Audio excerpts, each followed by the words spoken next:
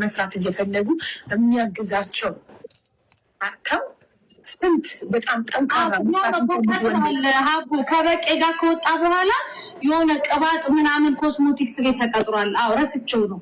ኮስሞቲክስ ቤት ተቀጥሯል። እሷ ጋር በሚለቀቀ እሷ ጋር ይመስለኛል ከረዋን ጋር ካወሩ በኋላ ነው እንደነገረኝ የለቀቀው። ኦኬ ከዛ ከሷ ጋር ለቆ ደግሞ ረዋን ጋር ገባ። ስራ ሳይኖረው አንድ ወንድ ትዳር መመስረት አለበት። ስራ የረዋን ሱቅ ውስጥ እኮ ነው የገባው። የረዋን መኖሪያ ቤት ውስጥ የረዋን ሱቅ ውስጥ ልብሱን ብቻ አንጠልጥሎ ማለት ነው፣ ራሱን አንጠልጥሎ። ታዲያ አንድ ወንድ ማስተዳደሪያ ሚስቱን የሚያስተዳድርበት ስራ ነገር ሳይኖረው አንቺ የረዋን እህትሽ የእናትሽ ልጅ ብትሆን ስራ የሌለው የሚጠጣ ወንድ ዝም ብሎ ገብቶ ማለት ምን ለማድረግ በቃ ለማስረገዝ ነው የገባው? አልገባኝም እኔ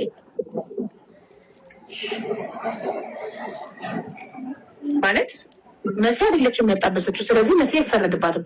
ረዋንም ፎሎ አድርጎ ራሱ ቆን የጀነጀናት ረዋን እኔ ስንት ዓመት እየመከርኳት ስራ የሌለው ወንድ ከሀቡ ሰኒ እያልተው ስራ የሌለው ወንድ መጥቶ ምንድን ነው ሊያደርግ የሚመጣው?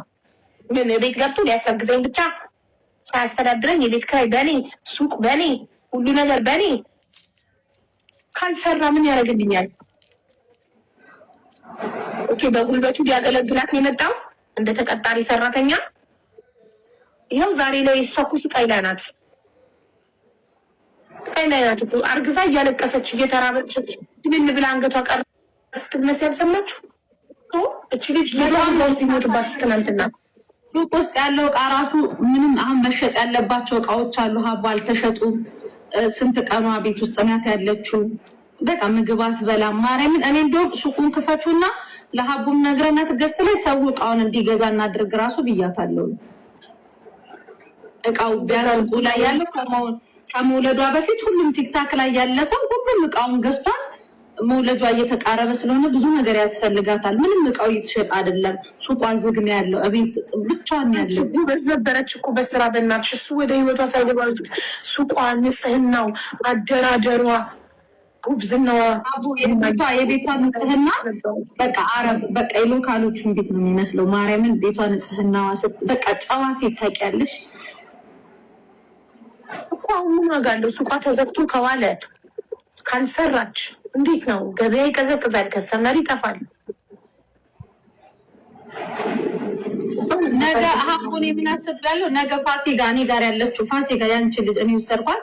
እሷ የተወሰነ ሰዓት እልክላትና ረዋን ቁጭ ብላ አንዳችን ቤት ገዝታ ከፍቶ ሁሉም ያቅሙን እንዲገዛትና ኖርማሊ የመውለጃ እቃዎቿን ምናምን መገዛዛትም አለባት።